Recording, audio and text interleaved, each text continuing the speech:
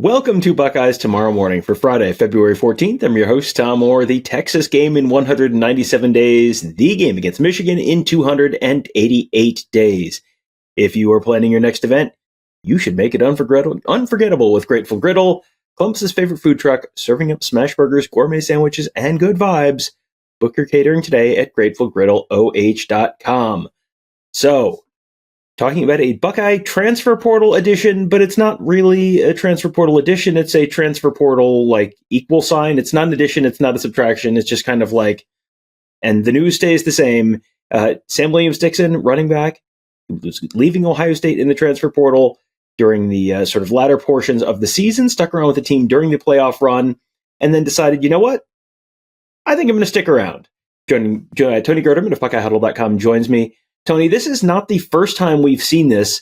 Bryson Rodgers did this a year ago for the Buckeyes.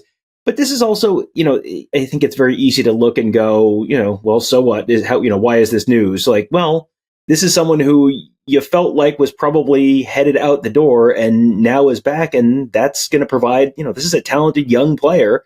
And it's going to provide some really important depth at a position where they lost a lot of talent this year. Yeah, and I don't remember what show it was we were talking about. We talked about this possibility of Sam Williams-Dixon not having landed anywhere yet, and it's like, well, maybe he'll do the Bryson Rodgers and come back. And so, yeah, you look at a guy, he played 3 games last year, 7 carries for 53 yards. But when I tweeted how he's going to bring some much needed experience to the running back room, and somebody responds like, carried the ball 7 times. What kind of experience is he bringing? And it's like, well, he was with the team the entire year. He practiced in all of these games. For all of these games, he went through all of this. Is basically it gives them another person who has been through this. And so now you've got 3 guys who have been through this, and Sam Williams-Dixon, James Peoples, and CJ Donaldson, and 3 guys who haven't in the incoming freshmen. So basically, kind of equate it to where it gives you one more adult to help with all the kids, that sort of thing. There's that aspect to it. But just the fact that he's been through all of this with Carlos Lachlan, he's done it all. Yeah, this is a big thing because it gives them another option who has experience with being tasked with getting ready to play in games. Yeah, it's that, but it's also he spent a year in the weight program. Like that's that year of physical development coming from high school to college. They will every once in a while put out those before and after pictures, and the freshmen are always like really jarring because I think they feel like, okay, I'm coming into college in really good shape, and I know where the weight room is, and and then you get into a college weight program, it's like, oh, this is very different. And I think we talk about the spring awakening for guys figuring out during spring ball that, hey, maybe my path to the playing field is not as clear as I thought it was. This is the time of year where you get the Mickey Marotti mat drills awakening, where it's like, oh, I thought I was in good shape, and oh boy, well, it turns out I have a little ways to go. They keep the freshmen separate from the veterans during a lot of those winter workout times, and that's because you're not quite ready for what you're about to face in a lot of cases.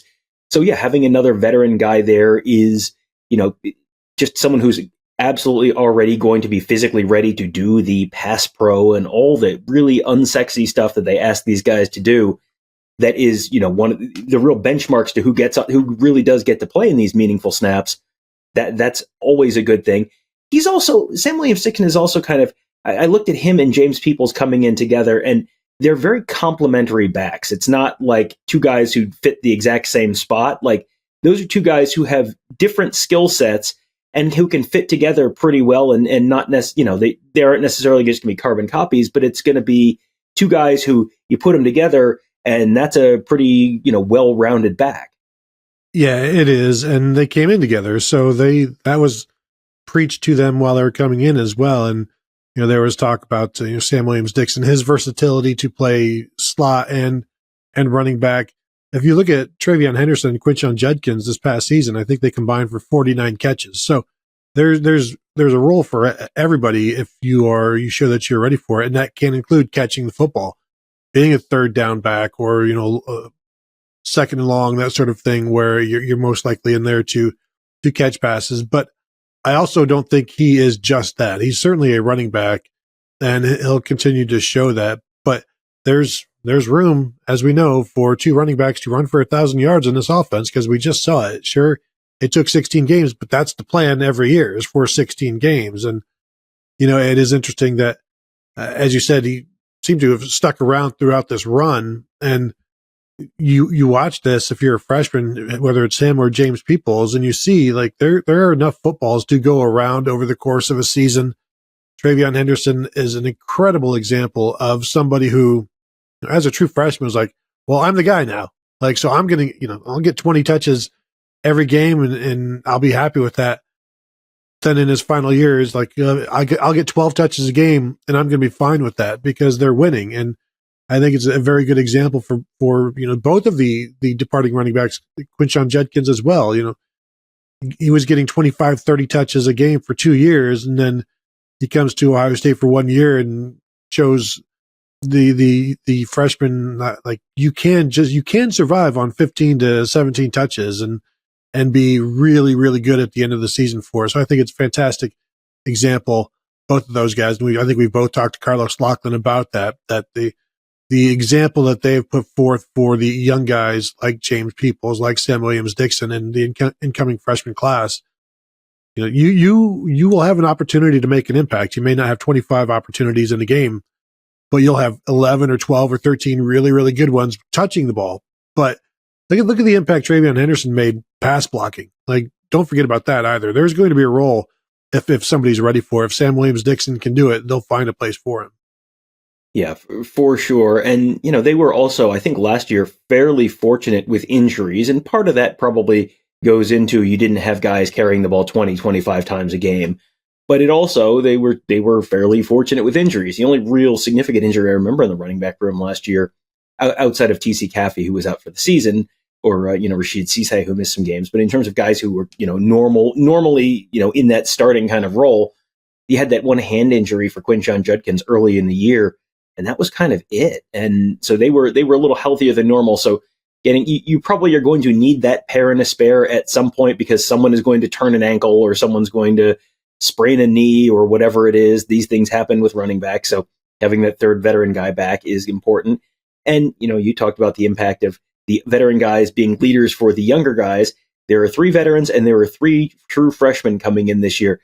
That's a big room. That's a big running back room. And you're not going to be able to get 6 guys 100 carries each. That's not going to be realistic. But, it's going to be interesting to see now how Carlos Loughlin divides those carries up. The good news is there's not a lot of pressure. If someone's not physically ready to play or, just whatever, then there's not a huge rush to get all 6 of those guys on the field in game number 1 or game number 2. But this is going to be a real challenge to divide up those snaps, divide up those practice snaps, all that kind of stuff. They may have to go to 2 practice fields just to get the running backs the ball. Last year it was the quarterbacks they were trying to do it for. This year maybe you got to go run parallel practice fields just to get all the running backs some snaps this spring. Yeah, and generally they want, I think, 5 scholarship running backs, so there'll be one over that.